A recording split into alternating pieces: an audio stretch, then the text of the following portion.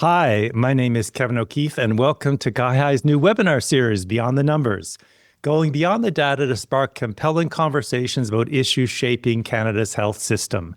As the room fills up, I'd like to take a couple minutes to tell you a bit about me and today's topic. As I mentioned, my name is Kevin. I've been a journalist for about 25 years, with many years spent reporting on health. On a personal note, a lot of my family work in healthcare. Some are even here today. Shout out to my brother John, zooming in from Northwood in Halifax. So he can attest that many family dinners included lively and sometimes heated discussions about what the heck is happening to Canada's healthcare. Now, on to our inaugural webinar, Health Workforce Wellness and Retention. Clearly, we have struck a nerve because over 300 of you registered for today's webinar from right across Canada, New Brunswick, PEI, Ontario, Quebec, Manitoba, Saskatchewan, Alberta, and BC, working in universities, hospitals, primary care, nursing associations, long-term care, the list goes on. As many of you know, confirmed by CIHI data, there's been a growth in the health workforce in Canada, but, and it's a big but, the population growth has limited the impacts of these gains. This has created extra pressure on those working in the system. But instead of taking an ain't it awful approach, we also wanted to give you tools and solutions to improve things for health workers. We're going to start off with a few housekeeping tips. All webinars in this series are available in both English and French. To listen to the French, click on the globe icon. If you can't see the globe icon, click More to access it. As well, closed captions are available by clicking the Show Caption button at the bottom of your screen.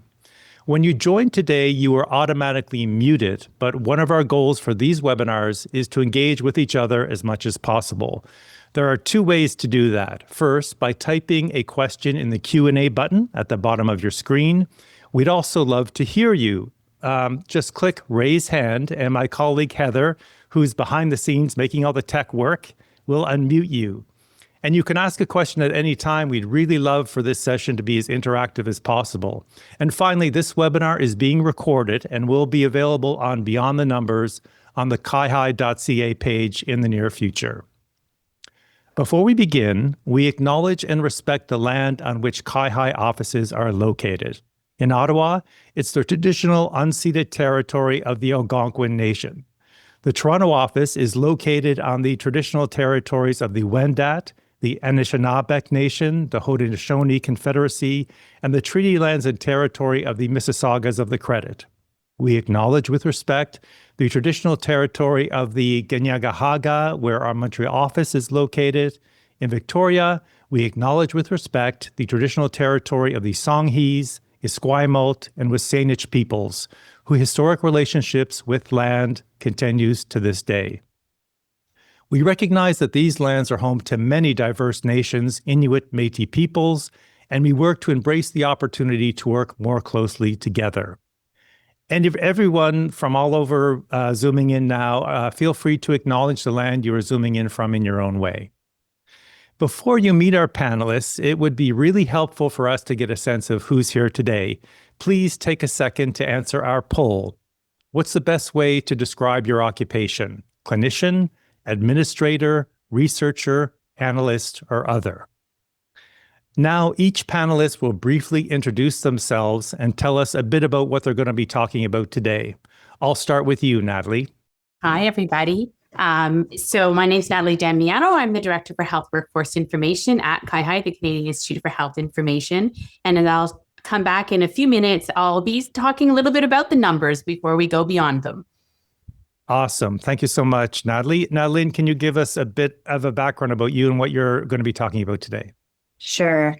Hi, everybody. Thanks for having me. I'm Lynn McNeely, Director of Data and Planning at a new pan-Canadian health organization called Health Workforce Canada. I am a nurse by background with over 30 years of experience, the first half of that career in clinical and case management roles in Ontario, and the second half working with data and building standards, tools, and systems to support evidence-based decision-making, including 15 years at CIHI. So it's nice to be back here today.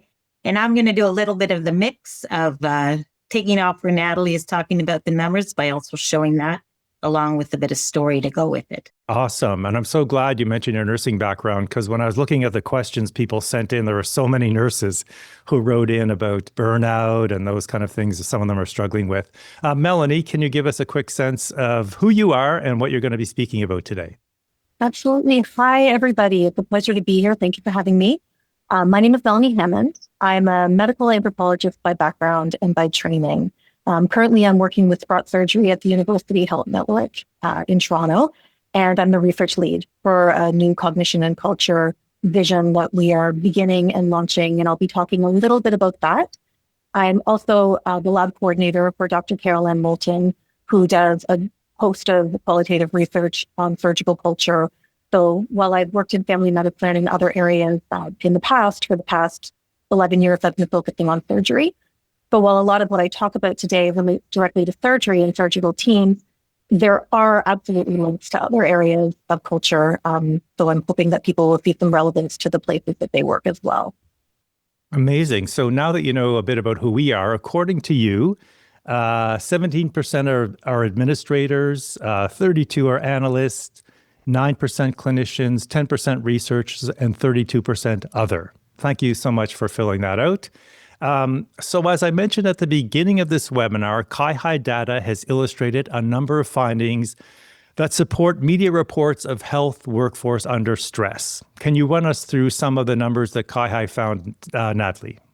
Absolutely. So I'm just going to bring up a few slides to help with that conversation. So as I mentioned in my introduction, while we do want to take this conversation beyond the numbers, CIHI's role really is to be that trusted source of data and also connecting the information together and adding that context to help tell the story. So I think it'll nicely segue as we go through. So what I'm going to start with a little bit is talk a little bit about why data matters in this space, what we know, and where we're going. So when we talk about why data matters, as we work to rebuild the health workforce following the pandemic, but really, as we know, we do have a crisis in terms of the numbers and the availability of care at this point. We need a foundation of data, both to understand where we are, but also the impacts of the changes and investments that are being made across the system, so that we understand what interventions are working, where we might want to put most of our investments or redirect our resources. And so what I'm going to do is show you a little bit about some of what we collect at CIHI that speaks specifically to or links best to recruitment and retention and worker wellness. So a few highlights of what we know. When we think about the supply of the health workforce, on this slide, we're looking at 10-year trends in the supply of the health workforce, but they've been standardized for the population. And in Kevin's intro, this is something that we think is really important that we're paying attention to, because we know that we are attempting to increase the number of professions compared and relative to the population, because we know right now we don't have enough. And so when we think about this, we will see across most professions that while there has been an increase in the overall numbers of family physicians, of nurse practitioners, registered nurses, licensed practical nurses, pharmacists, et cetera, that are on this slide, in most cases, as soon as you look at how the population has grown in that same time, and we know there's been quite significant growth in the population, especially over the last few years, that therefore those gains that we're making don't line up and are just keeping up with that population growth. So on here, we show that family physicians saw a small increase over the last 10 years. But if we look in the last 5 specifically, it's actually gone down a little wee bit. Licensed practical nurses saw the largest increase in overall supply of the professions that we look at, whereas registered nurses have actually gone down a little bit over the last 10 years and are just starting to pick back up. You'll see for them that in that middle point seem to be at the lowest, and so we'll like to monitor that over time. So that's that basic counting of the people that we have available. Then when we look at other ways of thinking about recruitment and retention, a new indicator that CIHI started to produce and release last fall. And this is part of the initiatives that we have with our federal, provincial, and territorial governments, where people have agreed on a set of indicators that they'd like us to monitor so that they can see how, again, the investments that they're making are showing change and progress in the system. And so in this one, it's really trying to look at that concept of, for all of the people, new people coming into a profession, everybody who's in the profession, and then the people leaving the profession. So you're getting a concept of the net, either increase or decrease or gain or loss of people in professions. And what you can see in this first year, we look at family physicians, nurse practitioners, and then nurses, who include registered nurses, registered psychiatric nurses, and licensed practical nurses. That in all cases, most provinces do show, provinces and territories, some net gains in the workforce. So on these slides, larger bars to the right are going to be good. And so we can continue to monitor this and look at this at, again, a system level, but also within those systems, they can start to look at this at more granular levels and in even local levels to understand what it means within your own organization. And then the last piece of data that I wanted to share that we've definitely seen lots in the news on is we do have some information primarily for hospitals and then some for long-term care across the country that looks at the overall concepts of the hours that people are working or their benefit hours within an organization. And what we see in this, again, trends in the last 5 years is that sick and overtime hours did increase during the pandemic, and they've remained elevated. And then another one that we've really seen quite an increasing trend in is the use of what are called purchased hours. So that's when people are bringing in staff from staffing agencies or travel nurses in order to fill unfilled shifts or fill gaps in vacancies in their system. And so what you can see through all of these is that overall increase and that it's remaining elevated. Similarly, we just released some work about a week or two ago looking at some trends in long-term care around staffing. And this was one of the things that we found as well, that the overtime hours, while they look like they're stabilizing in this graph, and again, sick time does look like it's starting to come down, but not back to pre-pandemic levels for either of them, that use of agency staff or travel nurses continues to increase. And so when we look at these pieces and we think about recruitment and retention and worker wellness, we think about the idea that these become really challenging from a sustainability perspective. If we're depending on staff who are taking on extra hours or overtime shifts, they're going to be tired. We also, if we're depending on bringing staff in from agencies, they may not know the patients or residents or have the same training as employees within an organization. And those things can then have impacts on the regular staff who are also in that organization because they may be needing to take more things on. And so over time, the ability for this to continue without it having impacts on quality of care or the care for patients and residents is going to be quite challenging. So that's some highlights of data that we do have. Other work we have underway at CIHI is, while there is a lot of data, we do recognize that there are some pretty significant gaps. And so we've got a multi-year roadmap underway, both with ourselves, but also with some of our partners in order to help to fill some of those priority data gaps. Also to make sure that our system leaders have the tools and analytics that they need to help do the workforce planning in terms of standard methods and modeling and pieces like that. And then both with our data, but also how we work with Health Workforce Canada, making sure that the data can come together and really paint the picture and tell those stories that we need it to tell.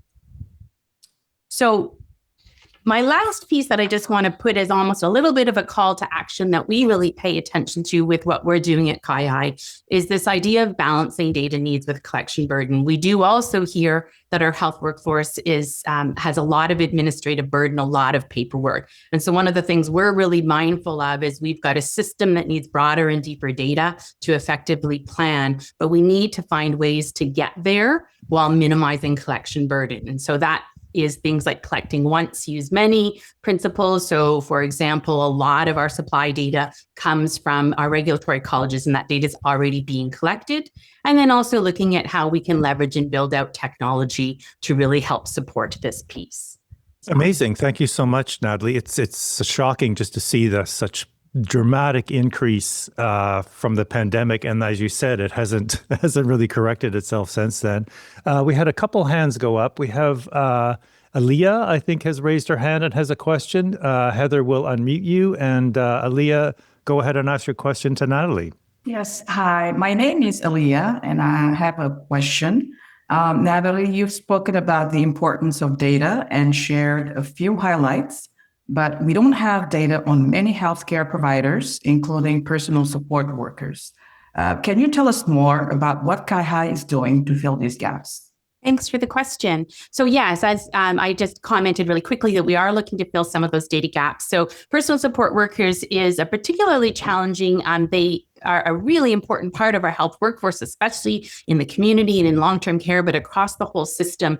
And because, as I mentioned, a lot of our supply data comes from the regulatory bodies, then when we're looking to broader professions where there may not be regulation in some provinces and territories, it's harder to get those counts. So we're working actively with provinces and territories across the country on how we can get at that data. And that's actually also part of the indicators that the provinces and territories have committed to, which means we'll look to work together, and we're just starting to engage with them later this month on helping to pull together those numbers. We're also looking at some novel ways that we might be able to start to get at counts, and those include what could you learn from human resource and payroll data across the country. We're also looking at some data from Statistics Canada and working with partners like Health Workforce Canada. So that's a piece on personal support workers. We do also have some efforts underway to increase the number of professions that we're getting more data on, and a few that we're targeting right now include midwives, psychologists, paramedics, and social workers. Amazing. And we have another question coming in, and I'm going to butcher your name, Dennis Sia. Can you tell us the correct pronunciation of your name and your question for Natalie? No problem about my name. It's a bit unusual. My name is Demetria. Thank you very much. And I'll put this question here, but if it's being answered elsewhere in the presentation, I'm going to send my apologies in advance for asking it prematurely.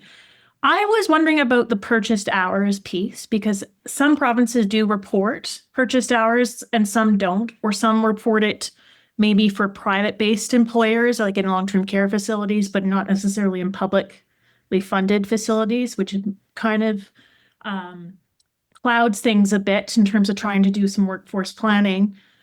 But other provinces also as well sort of contract in with their workforce. So they have what is essentially a travel nurse, but they're part of they have the employment relationship with the healthcare organization as opposed to the nurse staffing agency, if that makes sense. And my question is, as these sort of provinces go up for various negotiations, Alberta is an example where I'm from, where we've recently expanded our internal travel nurse locum program. So it's not just going to be the north zone, it's going to be in central and south areas of our province as well. Does CIHI have any ability to track the data of where we're floating people out to in these rural and remote areas? Because I think it's a very telling picture of what you can fill internally just as a normal employment relationship, and then what you have to sort of really leverage internally before you go outside to a nursing staffing agency and stuff. And we know that there's been more government pushes lately to really try not to rely on the use of agency nurses where you don't have to, sort of thing. So sorry, it's a loaded question and I had to explain it 6 different ways, but hopefully it makes sense. It's a great question. And I think what you really outline is the complexity and the challenges in trying to report the data. And so everything you've just said really is what we have to try and sort through when we bring the data in to understand what we have, what we don't have, and help to tell that story. And so what makes it challenging is that someone will see a number and they see just that number. And in reality, the pieces that sit beside that number, what we often call our methodology notes and pieces like that, are really critical for interpreting the information. And I'm wondering, Lynn, I won't, for when you come on in a few minutes, I think this is an important piece of, how we're trying to tell the story in an easier way for people, because the reality is the data is really complex. So the pieces you just raised, we do attempt to get all that information and put it in our notes and make clear where we have data and where we don't have data, and some of those complexities of where it might be reported or not, especially on the purchased hours. But it's definitely not perfect. And it's also not complete. As I commented in long-term care, for the most part, we've got about 25% of long-term care activity for that kind of information right now.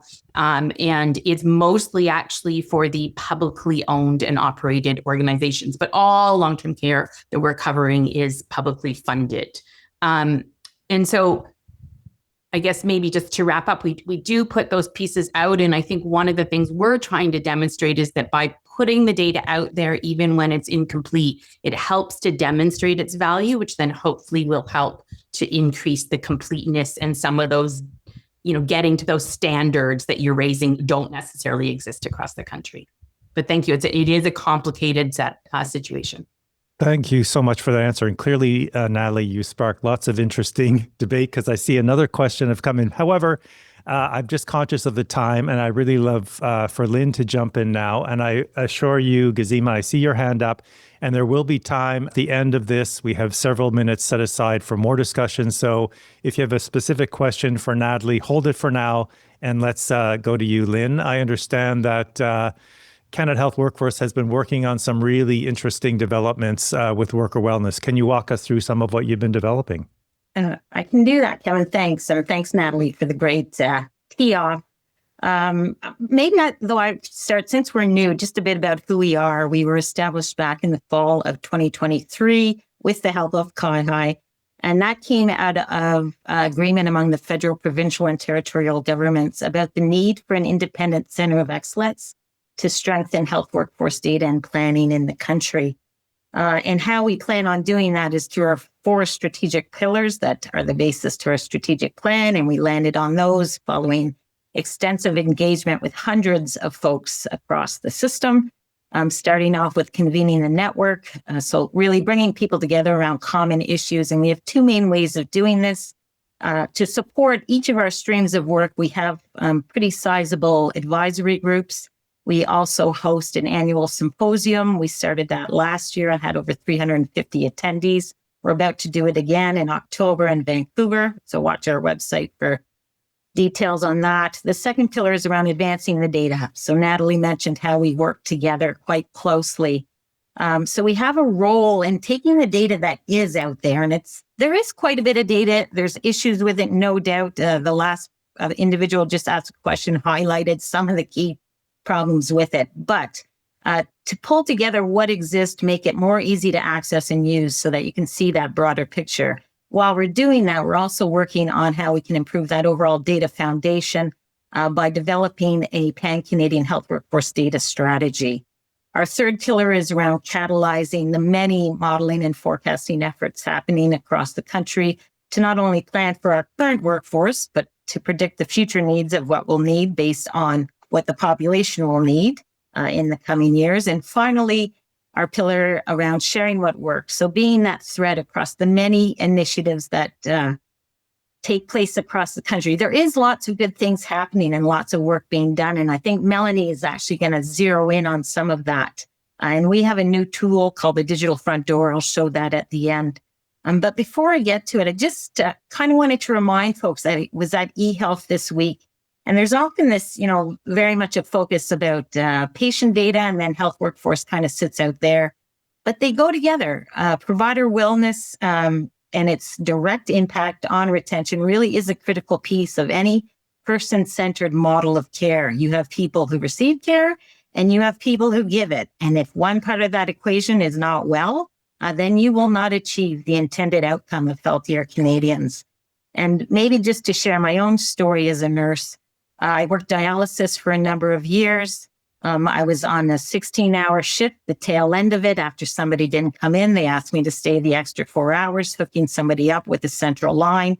In that central line, right into their jugular is heparin, so a blood thinner, so that line doesn't clot.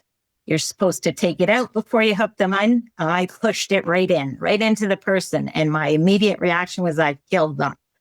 And I was lucky. I had the dialysis machine right there. I had people around me to help get them on and get them dialyzed. But you can just see the real impact on patient safety. So the two go hand in hand. And that's my Beyond the Numbers story. So I'll bring us back to the numbers. I'm going to share my desktop. And I'm going to walk you through or demo very quickly some of the tools we have that pull together that data that Natalie highlighted, give you the ability to slice and dice it by looking at it by different professions, different jurisdictions, in many instances, getting down to a regional level, as well as not just bringing together information about the health workforce, but what the population needs data is as well, and the outcomes. So putting that in the same space. So this is our dashboard page. You can find it up here in the navigator pane. There's also a link on the main landing page. 3 modules: data catalog, policy tracker, workforce, and view. This is where the majority of our statistics lie, including the information that Natalie walked through. It's in our provider profile. Those hospital indicators around sick time, overtime, agency use, vacancy, sit here in our employment. We have a ratio that you can look at that Natalie talked about, those net new positions in recruitment and retention. And also she highlighted some long-term care data. But what I want to show you is our provider wellness. We just released this a couple of weeks ago, and we're pulling in information from new sources, including Health Standards Organization. So they're responsible for accreditation process in the country. They've recently released a new global workforce survey. They're in pilot mode, so we can't actually break it down by jurisdiction yet because it's a sample size of 10,000. But as they roll it out more broadly, we'll be able to have further breakdowns. But what you can see are themes related to wellness, including things like, I feel burned out from my work once a month. I have enough time to do what is expected of me. I often think about leaving my job. So if I click on that, even though we can't break it down by jurisdiction, we can break it down by work setting, by occupation, some employment characteristics, including area of responsibility, employment status and tenure, so how long somebody's working, as well as some demographic characteristics, age group, gender, visible minority status. And if you're trying to spot check it by looking at it on your screen, if you have a lower percentage, that's less favorable. So if we take this question, I often think about leaving my job, and we look at age group, and it's broken down by different thresholds, the first being less than 25 years old. The next cohort, age 25 to 34, that has the least favorable. So that's where the most people are thinking about leaving their job. That's the age I was when I made that medication incident. And I did go home and I started thinking about where else can I work because I didn't feel safe. And this is the group that's meant to replace this group when we're thinking about succession planning of those who are retiring and leaving the system. So there again, when you think about planning for the future needs and wellness as an indicator about what that looks like, these are the things we need to be looking at. I'm just going to scroll down a bit here and highlight this area. This is where we pulled in information from the Association of Worker Compensation Boards of Canada. So looking at total lost time claims by occupation, by nature event, by type of injury. And we've added here that in 2023, over 274,000 lost time claims were recorded in Canada across 21 industries. Out of those 21 industries, healthcare and social assistance accounted for over 1/4. So you think that includes mining, forestry, construction, where you would think there'd be high risk professions. And health is over 1/4 of all of those. It's quite significant. The last thing I want to highlight on this page is an indicator we pulled from CIHI. And when we stood up the organization, we talked about, well, who is in the health workforce? And we wanted to go broad and really acknowledge caregivers as part of that important piece of the system. There's millions of them in the system. Probably many of you on this call are or have been a caregiver at some point. So this indicator measures caregivers in distress. Caregiver distress is the percentage of long stay home care clients whose unpaid caregivers experience distress in a 1-year period. So you get to monitor the trend of that. And we do get to break it down by jurisdiction. I have Alberta here, but if I put up Ontario, you can actually see the increasing trend there. I want to show you, just go back to this part of the dashboard as well, the data catalog.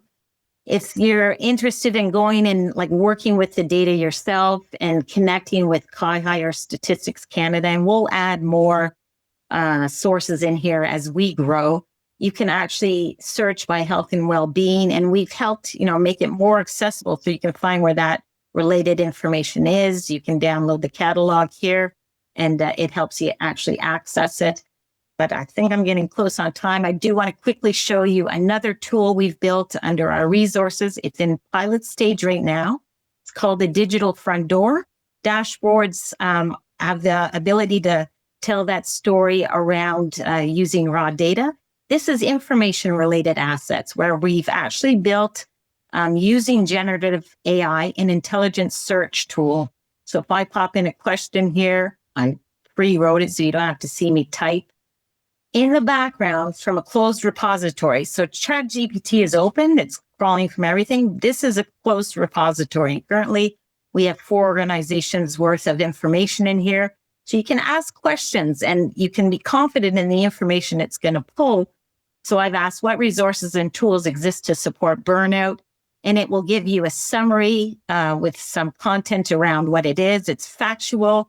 We've built in guardrails around opinion, ranking. It won't provide clinical advice. It won't comment politically. And then it'll provide a link to the resource. And that's my timer. And I think I'm done there. Right on time. We see a raised hand. Stephanie has raised her hand. Go ahead, Stephanie, ask your question. Thank you. Hi, Lynn. I'm Stephanie, as Kevin said. Thanks so much for your presentation. I think you shared some really fascinating and helpful resources there. Access to this kind of information is obviously super important, but Natalie mentioned that both CIHI and Health Workforce Canada are working towards closing some of these critical data gaps. Yes. Could you speak to what your team is doing to address these? Sure. So I mentioned the Pan-Canadian Health Workforce Data Strategy, and that's being co-designed using a 22-member advisory group. Natalie sits on that advisory group along with Statistics Canada. We have a number of representatives from decision makers at the ministry level, regional level. We have professional associations, regulatory colleges, researchers at the table. We're bringing patient perspectives into that as well. And over the course of the year, what we'll do through a co-design method is come up with a collective vision, a set of guiding principles, and then not stop there, but then recommendations on how to implement and operationalize the strategy. You can put a strategy, but unless you're going to operationalize it, what use is of it? Mm-hmm. And because we're doing it with the people who hold the levers and will be responsible for it in the end, we're kind of building that buy-in as we go. We'll take the year to do it. We released a primer on our website recently that kind of describes what the strategy is, why it's important. Current work that's been done to date will leverage other work. The Pan-Canadian Health Data Strategy was stood up during the course of the pandemic. CIHI is moving forward some data steward transformation work, which we'll connect to, which addresses legislation and regulatory frameworks, which sometimes inadvertently put barriers in that are unintended but exist.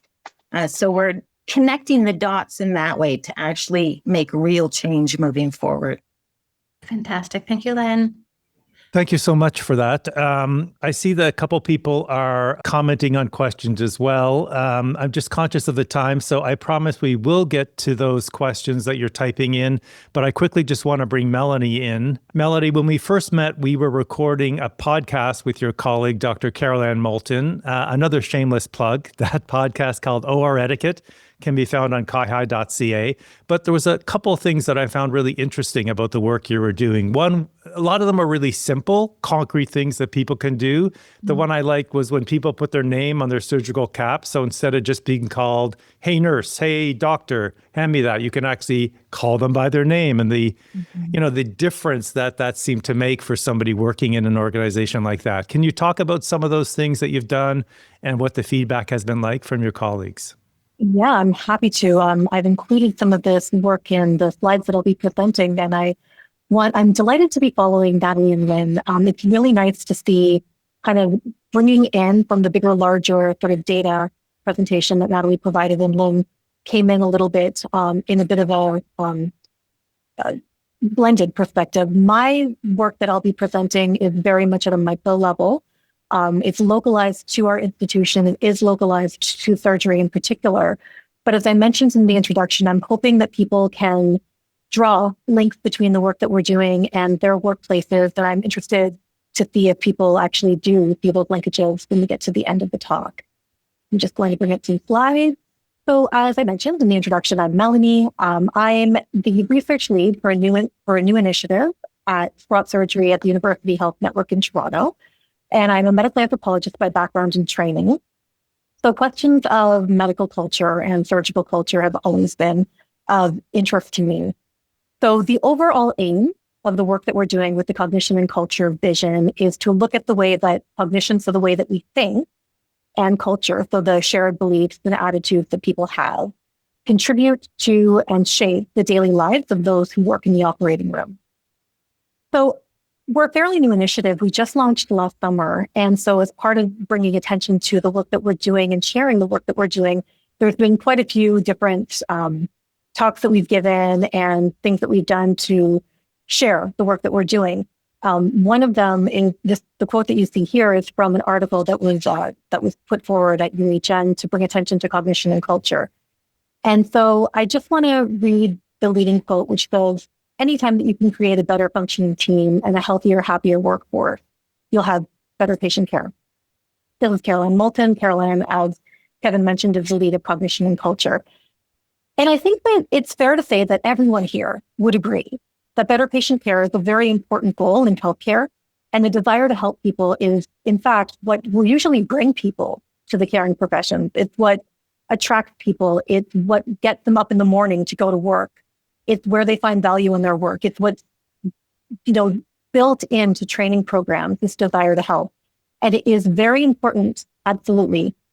But I want to leave this quote here and plant it in people's minds, and we will come back to it at the end of this talk. And I want to bring a little bit of a different lens to how we think about this as we move through the presentation. So generally, our work broadly focuses on looking at the operating room as a workplace, a physical space that is deeply steeped in a culture. And our general position is that the culture of the OR can be better understood using qualitative methodologies. And in so doing, the workplace of the OR can be better and can be improved.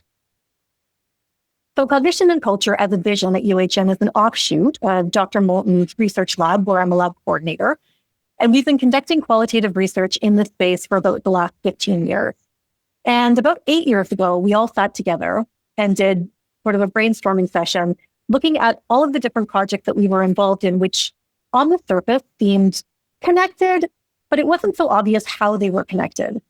So as we did this brainstorming, we came to recognize that the thing that brought all of these projects together, the things that linked them, were that there was 5 themes that people talked about over all the projects that were the challenges that they faced in their practice. You see the 5 themes here: knowing your team, knowing your voice, knowing your impact, knowing your limitations, and knowing the critical moments were things that broadly people talked about in all of the different research studies.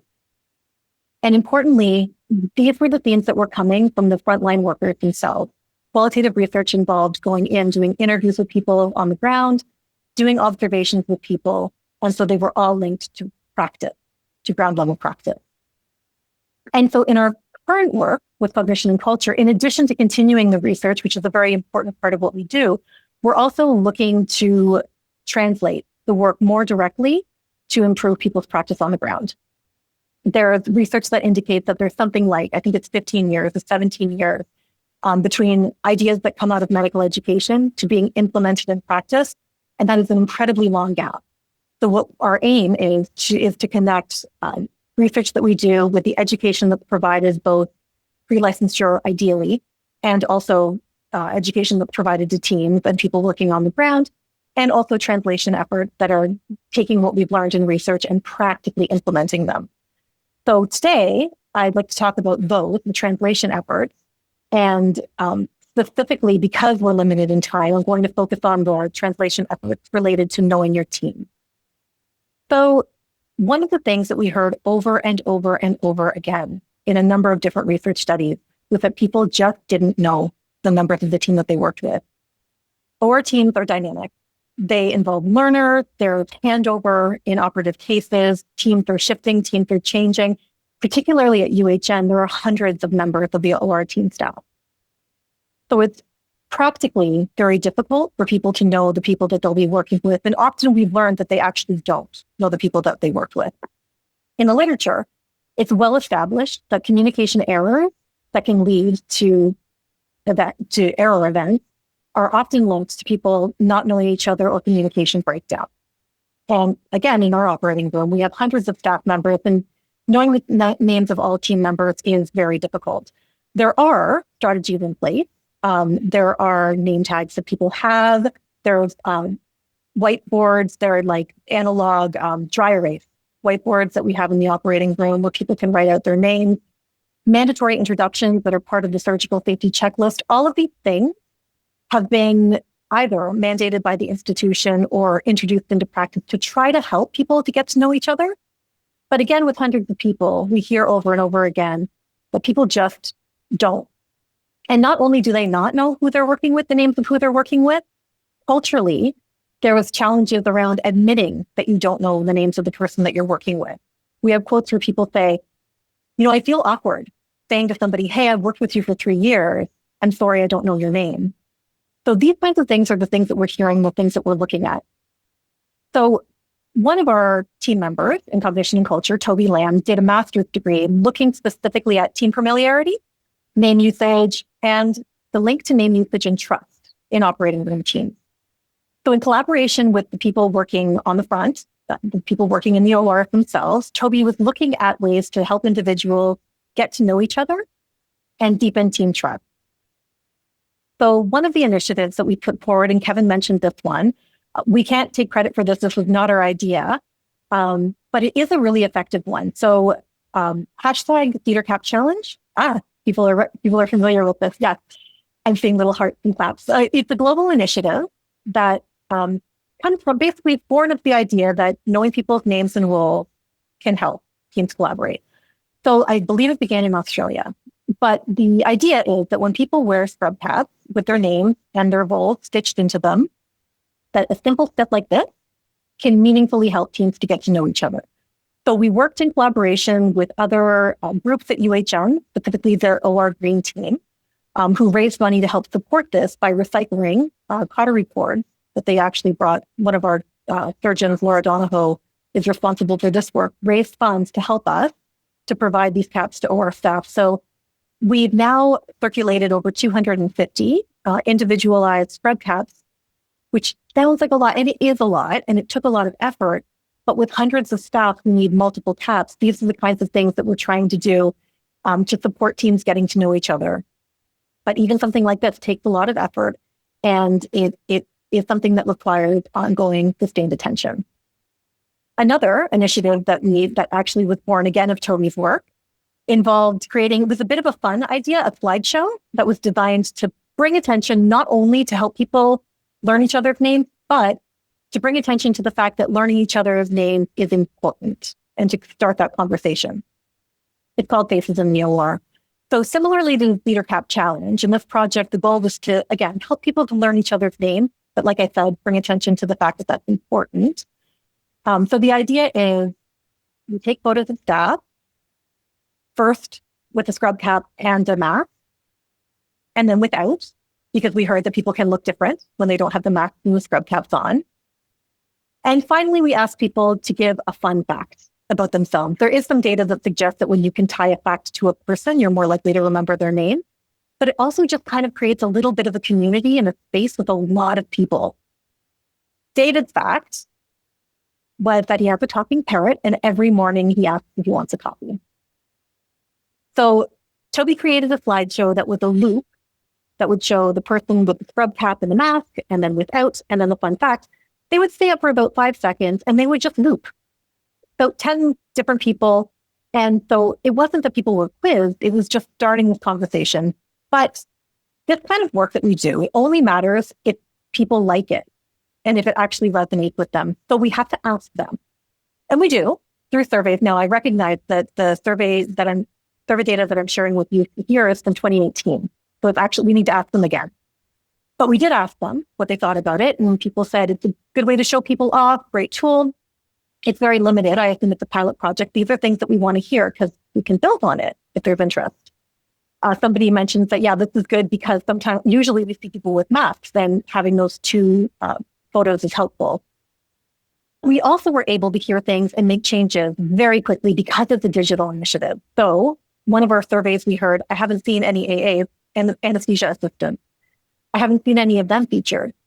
I think it was within 3 days, Toby had reached out to the anesthesia assistant community, got a volunteer, and included them and integrated this slide into the slideshow so that people could see that not only are we trying to do this, but it matters what you think, and we're going to make changes and adjustments as quickly as possible so that they feel valued and heard. So there are a number of different other initiatives that we've done, and I'm happy to talk about them. But just in the interest of time today, I did want to return back to the quote where we started and revisit the quote. And it's a big one for us because, yes, improving culture is very likely to have a cascade effect to improve patient care, and that is a good thing. But it's not actually necessarily our focus or our aim with cognition and culture. Embedded within that same article, but a little further down and not the lead quote, was this quote. Working in a healthy, constructive, respectful environment will certainly allow for more people to want to come to work at UHN and to stay working at UHN.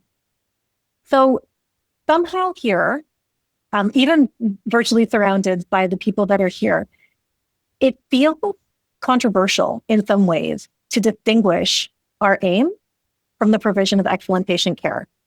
And why is that? And that's one of the questions that drives me, that keeps me interested, that I think about, and that drives our work. So why is it so controversial to state the aim of an improved workplace and culture for the sake of the people who work there and stop there?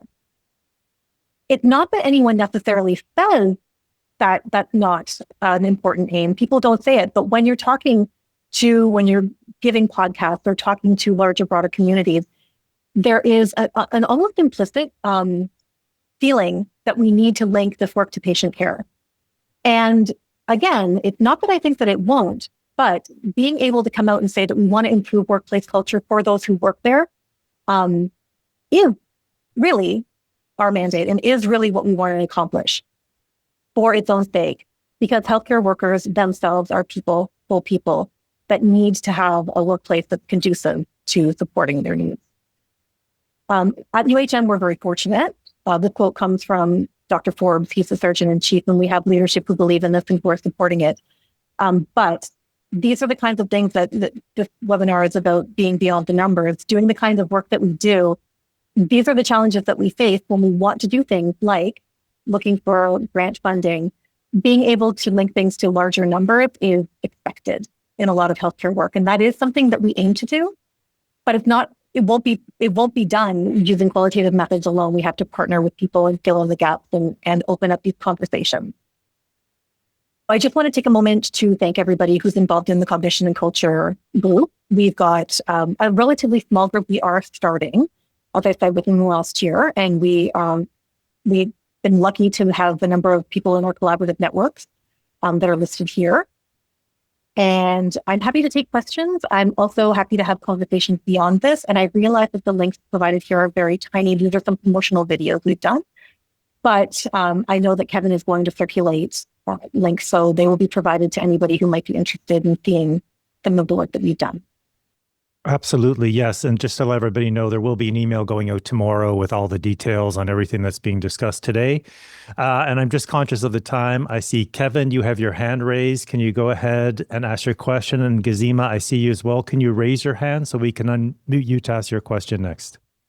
Wonderful, thank you. And yes, I am, I believe, the other Kevin on the call. We hit our quota. Melanie, I cannot say enough how amazing it is, just the humanity in the work you're doing. And just wondering, like, have you encountered situations where there's staff who have been, maybe resistant to some of the changes you're trying to implement? And how do you go about addressing that? Such a great question, Kevin. Thank you. I would say, in a nutshell, the most important thing is developing trust with people. And with trust, it takes time to do that. And so building strong relationship is truly the key in doing this kind of work. I will say that so UHM, we have multiple sites. So a lot of the work that I'm presenting here today actually comes from work that we did at Toronto General Hospital. But Toronto Western, we're also now putting in a great deal of effort to establish relationships with those at Toronto Western, because while I'm speaking about these initiatives as being a UHM thing, in large part, a lot of them are just coming out of the general site. So as we enter Toronto Western, one of our biggest focuses that we need to make is meeting people. When I first entered Toronto General, I had people coming up to me that were very protective of us coming in the OR to do observation. Understandably so. This is a very special space where really important work is done. And just to enter that space is a privilege to do research in that space. So when I was coming in initially, 11 years ago, somebody looked at me and kind of rolled their eyes and was like, "Oh, you're here to change our culture again, how?" And it actually took me by surprise, because absolutely not. I'm here to learn about your culture. But over time, people started to see the work that we were doing, and they would talk to us, and they would see their voices in the output, so in the papers or in the presentation. So I would say that over time, that hesitance, which I very much understand, will dissipate as people build relationships. But yeah, it takes time. In our case, it's been many, many years, and we're now entering a new space and aiming to do the same thing. Terrific. And speaking of time, I'm conscious of the time. And Heather, if you can bring all our panelists back in, giving you a lot of things to do at once. And then Gazima, thank you for your patience. Can you go ahead and ask your question? Hi, thank you so much. It's Gizem. Gazim, sorry about that. Go ahead. No, it's okay. It's an unfamiliar name. I guess I'm going to be an academic, and I'm going to start by saying one comment, one question. A comment for Melanie. Melanie, as a Torontonian, as a doctoral researcher who studies hospitals, I'm very, very interested in the work that you're doing. But I have so many questions that I cannot ask right now. In the email that you shared as part of your slide, would it be a good way to contact you for further questions? Yeah, and I'm going to share everybody's emails at the end in the email you get tomorrow, and all the resources that they talked about will be in that email as well, because I know there's so much information being thrown at you. I know. So, and my questions for Natalie, and maybe to a degree to Lynn as well. Again, like I said, I'm a doctoral researcher studying Ontario's hospitals, living in Toronto. So a lot of the things that you're talking about really resonated with me.